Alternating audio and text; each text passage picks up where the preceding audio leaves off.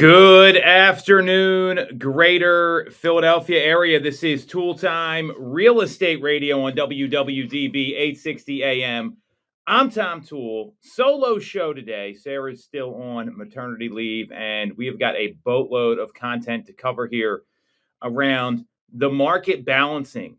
42% of sellers have made price cuts this fall. 20% of those sellers made price cuts in September. And there's some local data here that's critical when you look at the greater Philadelphia area. We're going to talk a little bit about the government shutdown as well and what that means for real estate. And then we've got a couple of lists that came out, the best public high schools and the best private high schools in the state of Pennsylvania and in America, and where our schools rank. And Montgomery County has a 2050 comprehensive plan focusing on building around transportation. So if you get some value out of this or you like what you hear, make sure to subscribe to the channel, hit on the bell for notifications. And if you want to schedule a call with our team to talk about how to get closer to some of these properties in near public transportation, or what it means when you see a home that makes a price cut, we can navigate it all for you. Just click on the link in the comments. So the market is balancing. There's a big question here. This is the question we get all the time. Is the market balancing? What's happening? And right now, as of October the 6th, so just this past Monday, nearly half of U.S. home sellers have cut their prices with a median markdown of 4%. Now, sale prices are holding steady. This is the cuts, the adjustments that get made once you take a home to the market. And it's 42% of listings nationwide have made this sort of cut. And even probably more recently, like if you just look at the month of September, we've got all this data here. 1 in 5 sellers made an adjustment to their price in September, according to the Realtor.com September 2025 monthly housing trends report. The share of homes with price reductions reached 19.9%, which was about the same number as August. So I think it's important to acknowledge this is something that we're seeing happen here. And Chief Economist Danielle Hale, I would say friend of the show at this point. We talk occasionally on what's happening. Here's her quote. September trends show a housing market increasingly tilting in buyers' favor, with a rising inventory of homes for sale, longer days on market, and more competitive pricing. At the same time, a Realtor.com analysis of seasonal trends shows the week of October 12th to the 18th offers a good window for buyers. While market power varies across regions and price tiers, reflecting economic conditions, in many areas, momentum is lining up with seasonal price cuts and other advantages, which will make this fall particularly buyer-friendly relative to recent years. Now, she's talking about nationally. I'm going to give you some local data here in a second, right from our MLS, so we know exactly what's going on. And you're going to see real estate agents start posting this stuff. This is the best week to buy a home, which is nonsense. I get what they're saying. The conditions are optimal, but we know that there's going to be 3 things you want to look for as a home buyer. Can you afford the payment? Can you live in the property the next 5 years? And does the home work for you? That's the magic formula. And we want everyone to kind of understand that. It's what's right for you. And when you look at these price cuts in the month of September, and again, I want to go nationally here before I zoom in locally, mid-tier price sellers, so mid-price sellers, they felt the pressure first. If you look at the percentage of the price tiers that had a cut, under 350,000 was 20.8% of all the price cuts that happened. From 350 to 500, that was 21.6%, the highest share.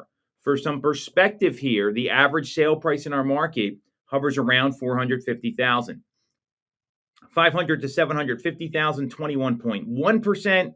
750,000 to 1 million was 18.3%. So you can see the high share is really up to 750, and that's where you start to see premium pricing come in. Over a million, 13.3. So regionally, the South and the West were most likely to cut, each just above 21%. The Northeast held the lowest share at 14%. More to come there for the greater Philadelphia area. And the Midwest sat at 19.2. So we also saw inventory continue to rise. New listings were up 1.2% compared to last September. In the Northeast, it was 1.3%. And there's some metros there they highlight that aren't really relevant to the audience here. So what does all this mean? Where are we going with this data? And the point here is that there is some opportunity in the marketplace right now for home buyers. You see a property that makes a price cut, you might be a little late to the party. I'd be looking at average time on market. And the average time on market, when you look at our Bright MLS statistics, because that's the region and Bright MLS covers DC, parts of Virginia, Jersey, Baltimore, Maryland, obviously Philadelphia, Lancaster, not all of Pennsylvania. When you look at some of the research, and this is where the numbers are really important to understand, through the month of September, just looking at the greater Philadelphia area, when you're comparing all of these things here, we're seeing that the median sold price is actually up 5.4% year over year. So a little healthier than these other markets that are being identified in this Realtor.com survey. When we're looking at inventory gain, that's up from a 2.09 month supply to 2.27 month supply. So that's effectively, and what that means, and I'm going to do some math here, so I'm pulling out my phone. What that means is that you look at, if nothing new came to the market, we would see these properties all be sold in just over 2 months. So that's that's the number here. Now the 0.18 month of a differential that we're looking at, that equates to an 8.6% jump. So we're seeing a 10.9% increase in active listings. The supply has to do with absorption and days on market. So we're seeing inventory grow. We're seeing prices grow. These are all things that are happening locally. When you look at these national numbers here, you've got to really understand that the pace is slowing. We're seeing more homes available. Rates have come down a little bit. So let's get into the local numbers here, because if you look at the local numbers, and I think this is where it's really important, and you go to the greater Philadelphia area in particular. So the Philadelphia, they call it the MMA, the Metro. It includes Chester, Delaware, Bucks, Montgomery, Philadelphia, and then Mercer, Burlington, Camden, and Gloucester counties, and Newcastle and Kent counties in Delaware. When you look at the percentage of properties with price cuts, and this number here, it peaked last week. It got above 10%, but it's been trending since effectively the beginning of September in the high 9 to right around 10% range, and jumped just above that week over week in the week ending October the 5th. So that's some really relevant data. So we're seeing about half of the number of decreases in the greater Philadelphia area. That tells us the market's a little stronger here. So I just threw a ton of stats at you here, and we're going to go into another study from Bright here in a second. What do these decreases mean? So knowing that we've seen about 10% of the listings week over week throughout the entire month of September make price cuts, there's a few takeaways here. For sellers, the biggest takeaway is that when you're pricing your home, there's going to be three strategies. You've got your price low to sell high, create a bidding war. You've got your pricing at comparable strategy, and you've got your aspirational strategy. Well, seeing that 1 out of 10 listings is making a price adjustment right now, the aspirational strategy may not be as effective as it has been, even though we're in a lower inventory market compared to the rest of the country. So that's the takeaway here. And in a market where we're looking at comparables, and on average in the suburbs, properties are selling for about 99.6% of the asking price, roughly. In Philadelphia, it's closer to 95, 96%. Seeing that 10% of listings are making a price cut, what we want to look at is, how do you position your home not to make a price cut? Ideally, you want to come out of the gates and get people competing for the property. That's really the goal here. So when you look at that, you want to look at positioning. And not a lot of people talk about positioning. Most agents, they have a 3-point plan where they put the sign up, they put it on the internet, and they just wait for somebody to show up. People look at certain segments in the market, and those segments typically work in 0s and 5s. And specifically, if you look at the lower end, 3 to 3.25, 3.25 to 350, 350 to 375. And then you get above about 600. And then people start to look in $50,000 increments. So it's either 25 or it's 50, depending on where you are. And once you get even a little higher in the 7-figure plus range, you might be, they look up to 1.1, or they look up to 1.2, or they look up to 2 million, or they look up to 2.1, 2.25. The segments get bigger the higher the price goes, right? So you want to get that understanding from your agent. And what I would look at is not only the homes that are selling, if you're a seller and you're considering making this sort of cut, See where the trends are. Look at a one-line report that's going to give you the numbers where the homes are going under contract, and then dive a little deeper and understand what asking price is getting an offer. And that information, that data will help you understand the market a lot better. And that's where it's really important to know exactly what's going on locally. Now, for buyers, there's some opportunity here. The opportunity is that you're going to see some homes sitting on the market. If a home's on the market more than a week, 2 weeks, 3 weeks, that may be your opportunity to make an offer with some concessions, make an offer that's a little lower. And if you're not looking at those homes as opportunity, you're missing the boat, because once they make the adjustment and they get the number right, well, all of a sudden, all the other buyers who aren't thinking about this stuff are jumping in. So, obviously, with our team and with our clients, we always encourage people to make an offer. It's not our decision, it's the consumer's decision, it's the seller's decision, it's the buyer's decision what to do. So, what we want to encourage people to do is put your offer in writing and let's get a response from the consumer instead of whatever nonsense the agent's telling you. So, there is some opportunity there to potentially get a home when everyone else is watching it, and you can get it under contract for the number the seller is looking for. So that's how you want to interpret this. Now, there's some other data here as well about delisting. And this comes from Bright MLS as well. Lisa Sturdivant, she's the chief economist over there. She is constantly looking at this data and what's going on in the market at a very broad level. And what she reports here is that when you look at the delisting activity in the mid-Atlantic, there has been a modest uptick in delisting activity in Bright MLS's region. In August of 2025, a total of 2,946 listings were withdrawn from the market across Bright MLS services. So their whole service area, like we talked about. The number of withdrawn listings was 25% higher than last August. And they're looking at the specific status of withdrawn. What they're not looking at is canceled or expired, which would actually inflate that number a little bit. And effectively in August, there was 13 delisted properties for every 100 new listings that came onto the market. About the same in July, and they were higher than a year ago, where it was about 10 listings withdrawn for every 100. So let's call it a 3% increase.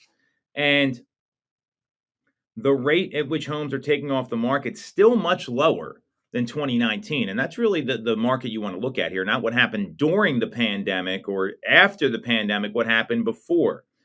The big change is why. And, it's clear that the market, depending on where you are, is transitioning. It's changing. And many sellers are having to adjust their price expectations. And in some cases, they're just taking their home off the market entirely to evaluate their options. To me, that's a smart decision, because there's going to be 3 reasons why a great home sells. So the first is that buyers get the right emotional reaction when they walk through the door. The second is that you don't have the right exposure online and offline. And the third is that you're not positioned properly to sell. And the good news is our team, and me specifically, we're really the experts at selling homes other agents can't. We've done that over 300 times where a home didn't sell. We were able to come in and get the property sold. And when you understand that, it may not always be pricing, but sometimes that's the only lever that an agent's going to pull when they suggest a delist or the seller decides to delist. So in the Bright MLS September survey, 34% of agents had worked with a client in the past 6 months who decided not to sell their home, up from last September at 31%. Now, the numbers aren't that drastically different. What changed are the reasons, according to this survey. 33% of these sellers were delisting because they did not get the price that they wanted. And you can want whatever you like. The home's only going to be worth as much as a buyer's willing to pay. So 33% of sellers who delisted in September did so because they didn't get the price that they wanted. That's a 10 percentage point difference from last year. And last year, in September 2024, the primary reason for delisting was not being able to find another home to buy. Well, that's a big change, right? We're going from not getting the price that you want to not being able to move where you want to go. And that challenge has eased as inventory's been increasing. So that's important to understand, right? So we got to look at what's going on there. The most interesting change is how many sellers are feeling locked in by a low rate. So this is the same kind of challenge that we've heard before. I've got a 3% rate, I've got a 4% rate. I don't want to make a move. Last September, 31% of agents said their client decided not to sell because they did not want to give up their current mortgage rate. In September of 2025, only 16% said that was the reason the client decided not to sell. So that's a big jump that you can see that I'm not saying it's easing for people, but life moves on here.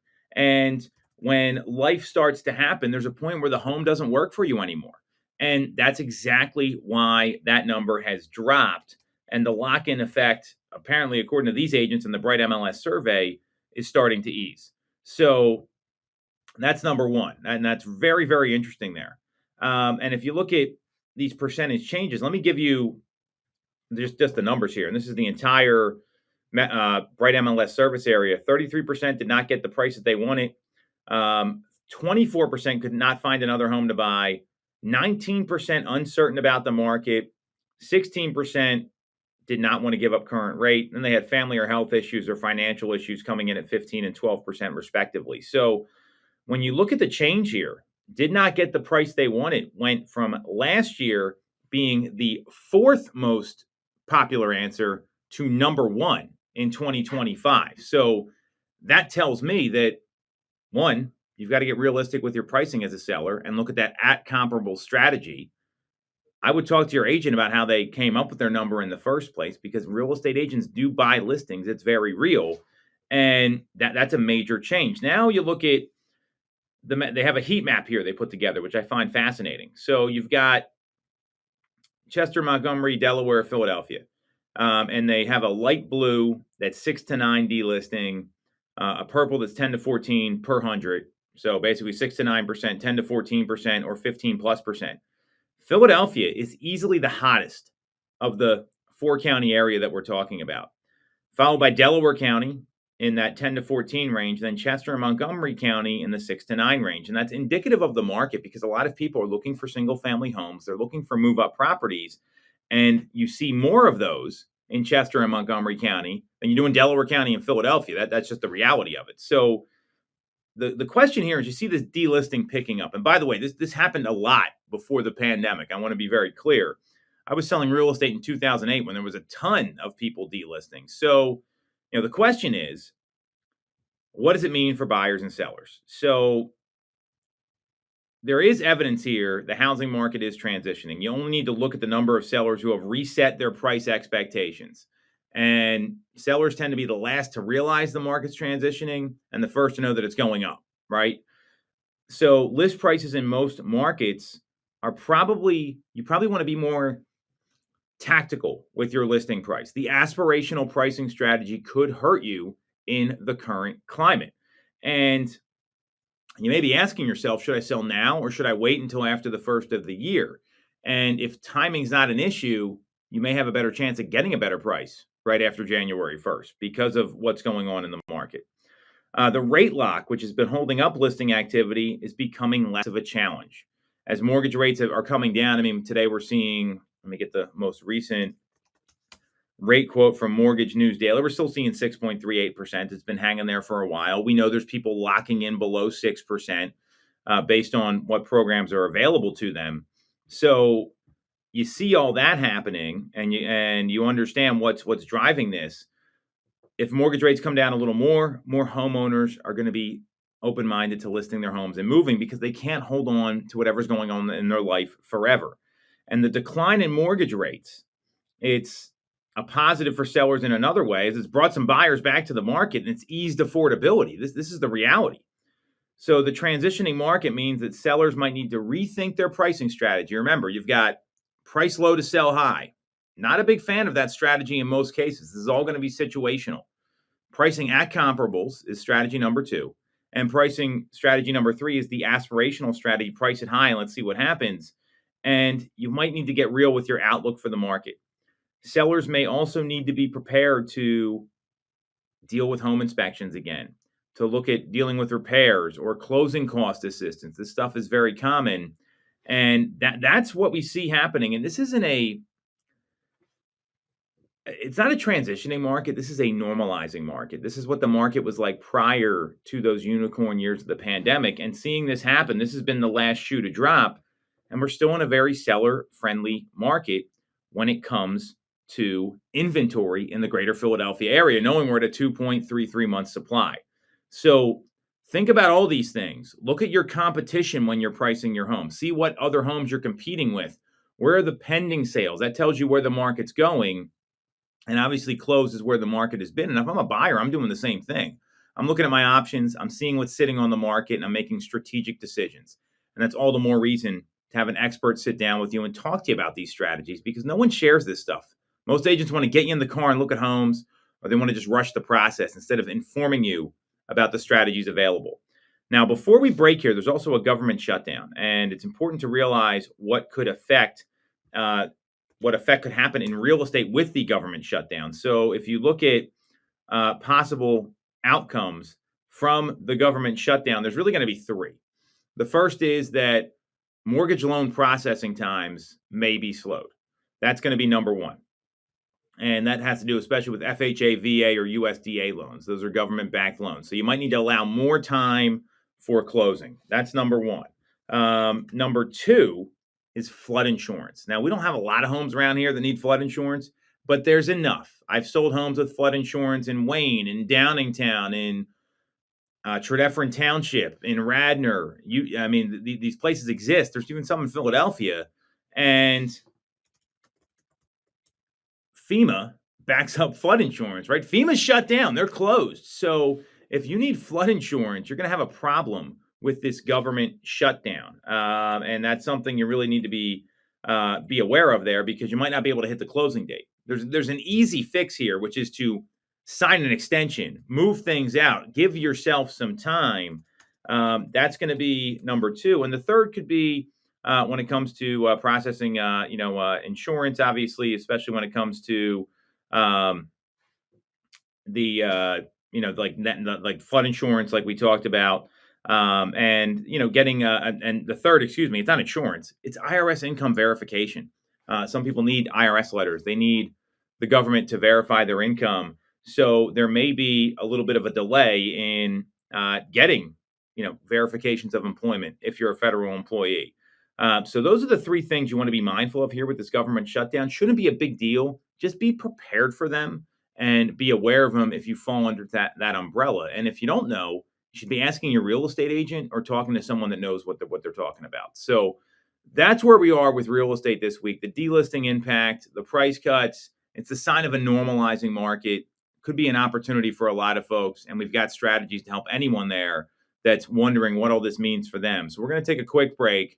We're going to come back and we are going to be discussing the best public high schools in America and in Pennsylvania, as well as the Montgomery County 2050 Comprehensive Plan, focusing on building around transportation. Next on Toole Time Real Estate Radio on WWDB 860 AM. All right. Welcome back to Toole Time Real Estate Radio on WWDB 860 AM. I'm Tom Toole with the Tom Toole Sales Group at RE/MAX Mainline, the number one RE/MAX team in Pennsylvania since 2018. And we've got some lists that have come out about the best schools, public and private, in the Pennsylvania area. We're going to talk about Montgomery County's 2050 Comprehensive Plan.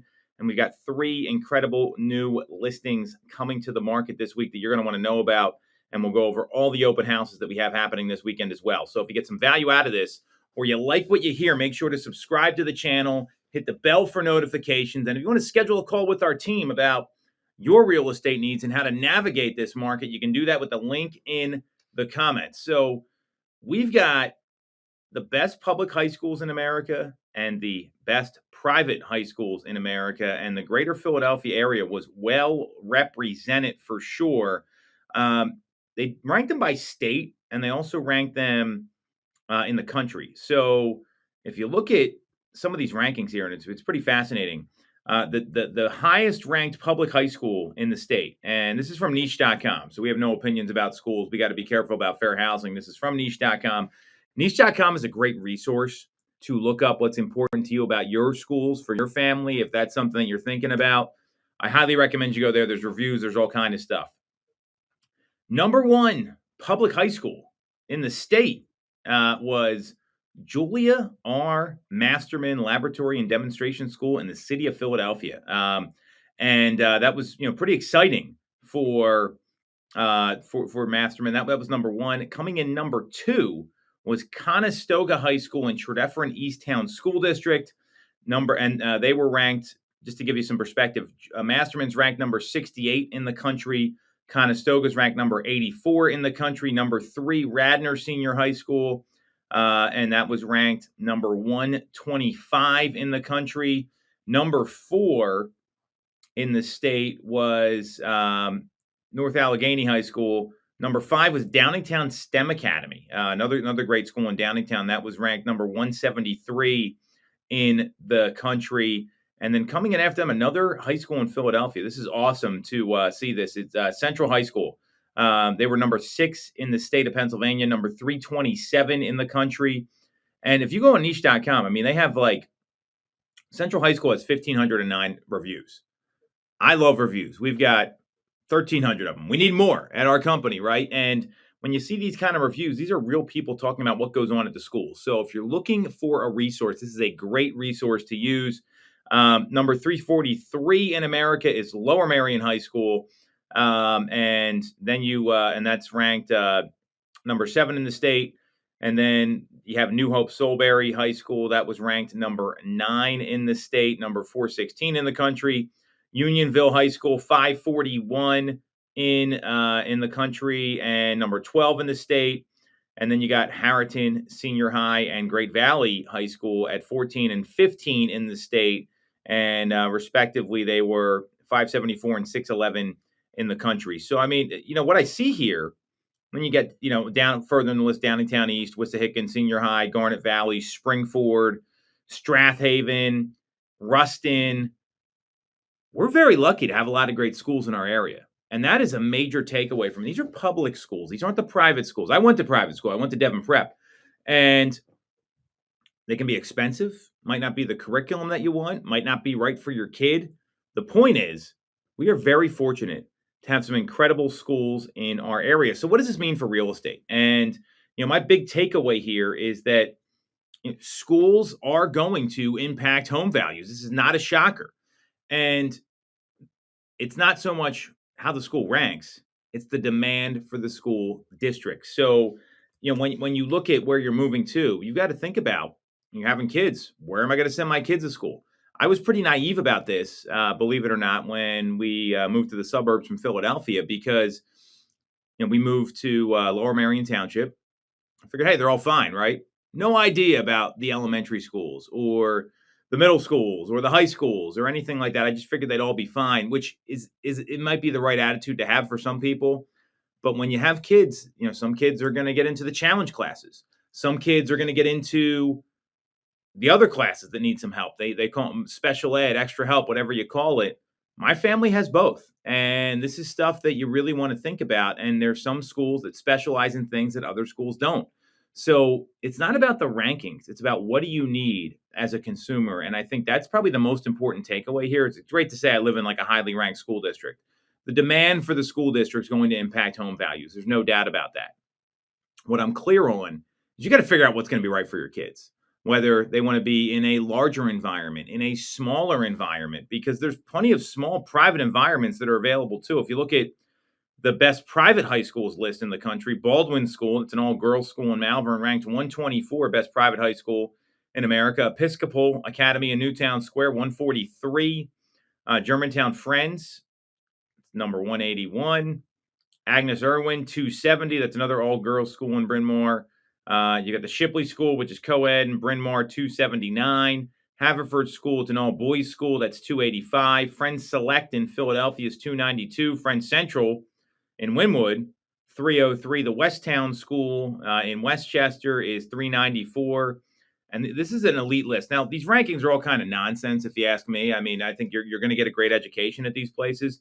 You've got to understand what's going to be important for your kids. What are you looking for? What's your budget? What can you afford? These are all the questions you want to ask because there's people that do really well in every single high school in the greater Philadelphia area. So don't get caught up in the rankings. Get caught up in what's going to be best for your family, what's going to be best for your household. That's my big takeaway from these lists. It's easy to kind of get wrapped up in them. And I saw the same thing when people started applying to college. Oh, I'm going to a top 10 school or whatever that is. I don't even know what that means.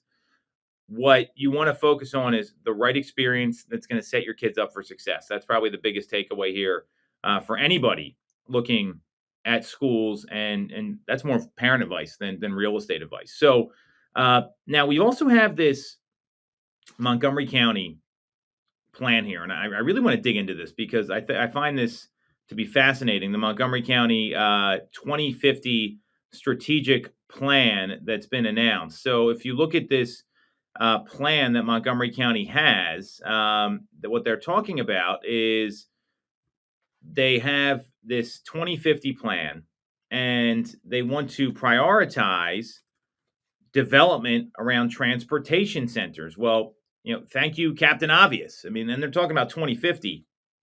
I don't know why this wasn't done a lot sooner, because I can't tell you how many clients we serve that want to have walkability and close proximity to public transportation. I mean, it's something that comes up constantly, and it's something that is always been, in demand. I mean, you look at homes along the main line or along some of the different rail lines. I mean, when they built the train stations in Downingtown and Exton, or you see them in media, people want to be close to the train there. And this, they have this comprehensive plan. It's called a comprehensive plan for a changing world. And it's going to guide the overall growth and future development, and will help the country in making, or the county, not country, in making planning decisions with the outlook to 2050. And, Montgomery County's got some interesting places. You got King of Prussia, this bustling place. They're talking about getting the train there and trying to do those sort of things.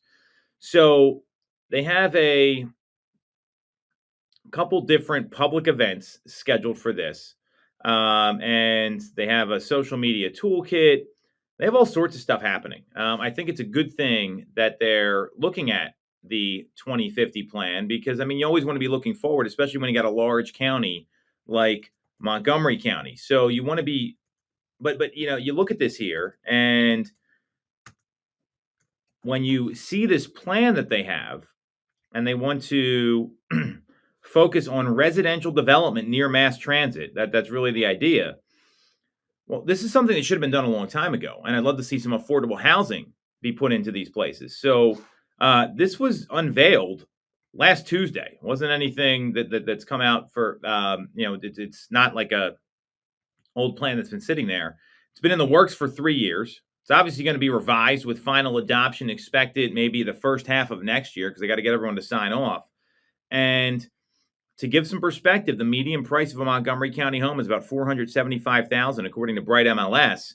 And they're looking for ways to make affordable housing housing affordable to a broader array of buyers.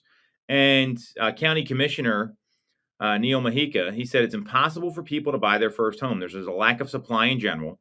One of the ways we could address the housing crisis is working with municipalities to build more housing options. We've been saying it on this show for a couple of years now that it's got to happen at the municipal level for affordable housing to be there. And part of that is encouraging residential development around transit, where you're not going to have the same traffic issues as elsewhere, which I agree with. It's the way that we can build vibrant main streets and also address the housing prices in the country.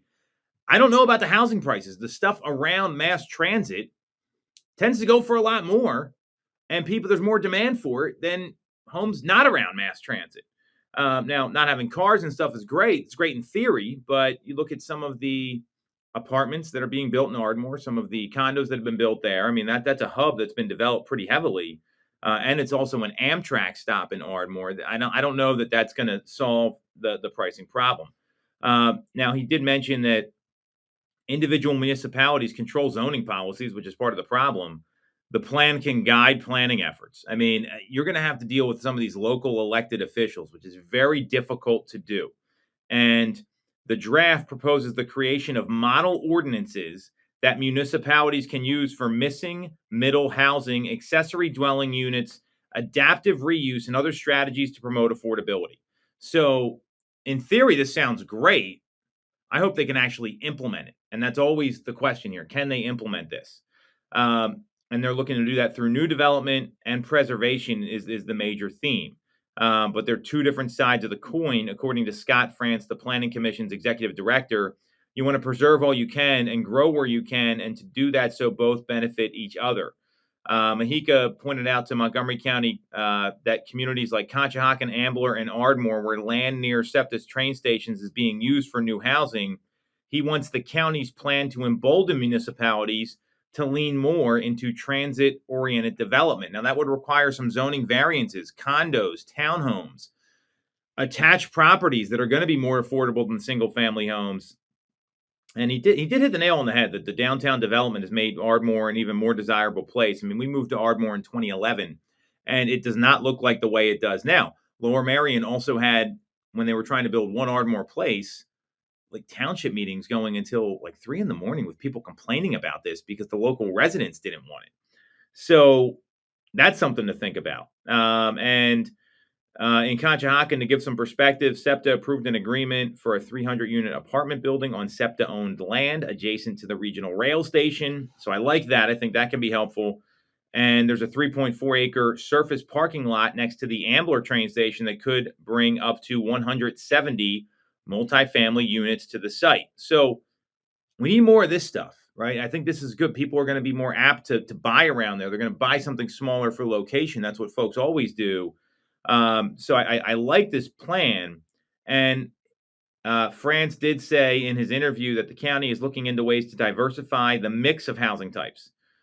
He acknowledged that the suburban county has wide swaths of single-family detached homes, but too many of them start to chip away at having housing options for lower wage workers. So that kind of embodies the point that I had there. Now, there's a project right now at the old IHOP on Route 30 in Ardmore, which is another, it's right in one of those places that they talk about in the interview here. And you look at this, it's the Piazza development. So Lower Merion Township just hosted a community discussion with the developer of the Piazza development in Ardmore. It's a mixed-use development that will stretch along Lancaster Ave and replace 2 car dealerships, the closed IHOP, and a couple of vacant lots. So if you've ever been to the old brew cafe with Tired Hands, it's right there at the corner of Ardmore Avenue and Lancaster Avenue with 270 apartments.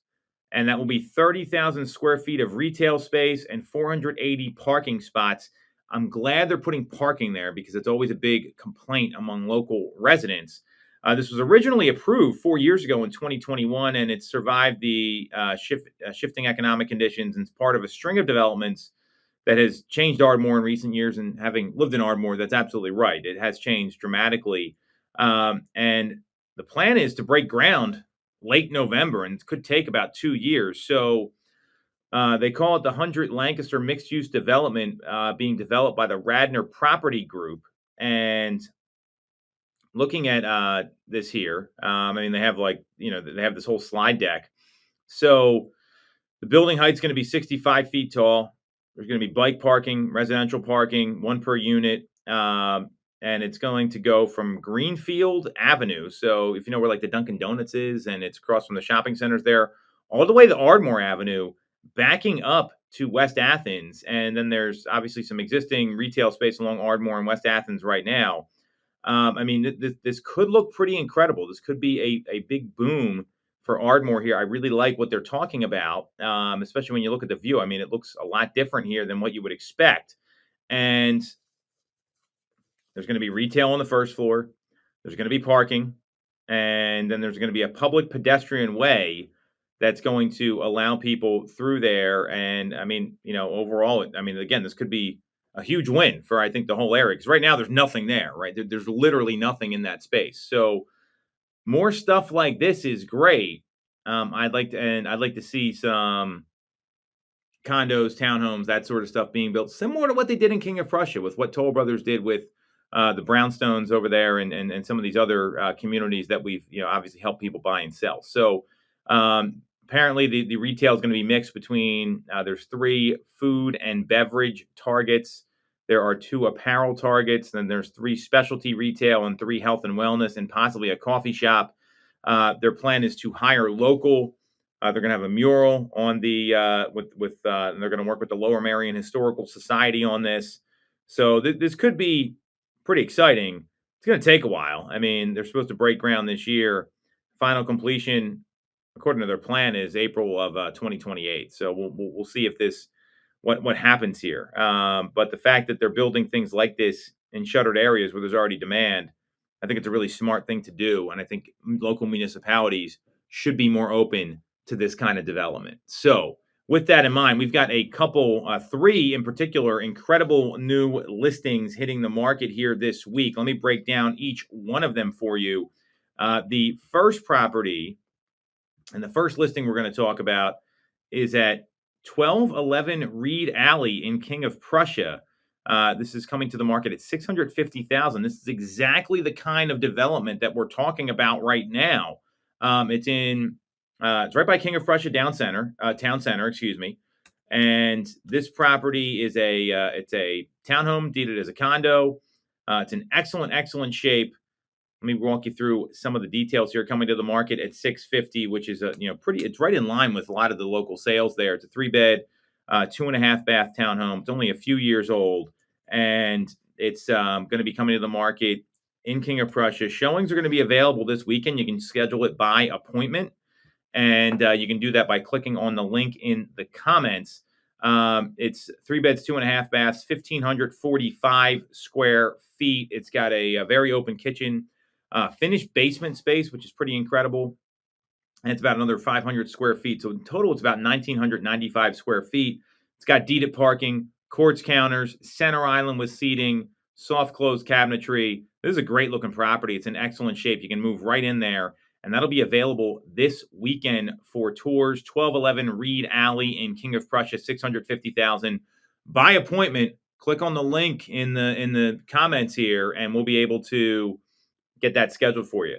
The next property coming to the market is 16 Hunters Drive in Gilbertsville. It's a 3-bed, 2.5 bath, 1,595 square foot townhome. This has a 1-car garage attached to it. It's coming to the market at $385,000.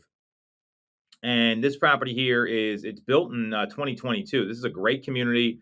It's right off of Route 100 in Gilbertsville and 73. So very close to a lot of major roads. Out in in Douglas Township in Montgomery County. It's part of the Foxwood Ridge planned community. We sold a number in there, and this is right in line where these homes are selling for. Clean, neat, well cared for, ready to move in, interior townhome at 16 Hunters Drive in Gilbertsville, and you can schedule that by appointment as well. And the seller's asking $385,000. The last property is an incredible home in Havertown that's coming to the market. It's the address is on Earlington Road. It's 1807 Earlington Road. It's an incredible single family home opportunity as well, with an asking price of $550,000. Now this is a 3-bed, 2.5 bath, 1,761 square foot single family home. It's located on just under 0.2 of an acre. This place is clean. It's neat. It's in great shape. It's got and they converted the family room on the first floor to give it some additional square footage. And that's going to be offered to the market at $550,000. And showings are going to start on the 10th. That's also by appointment. So we've got a lot of great listings here, and there's going to be a lot of opportunities to go see them. So scheduling an appointment can be really effective. The Hunters Drive listing, it's going to be open Saturday from 11 to 1 as well. So if you don't want to schedule by appointment, and it's a great place to check out. So we've got some great, incredible listings coming to the market. We covered a lot when it comes to real estate, mixed use development, and everything else. So, you got questions, you want us to cover something, drop us in the comments below. And let me know if you got any questions about anything real estate related. So you can follow me on Instagram. It's at Tom Toole III, at Tom Toole 3RD. We'll have a co-host back in next week. Had a last minute cancellation. And if you want to schedule a call with our team about your real estate needs, just do that with the link in the comments. We got you covered. That's it for this week's episode of Toole Time. Real Estate Radio on WWDB 860 AM.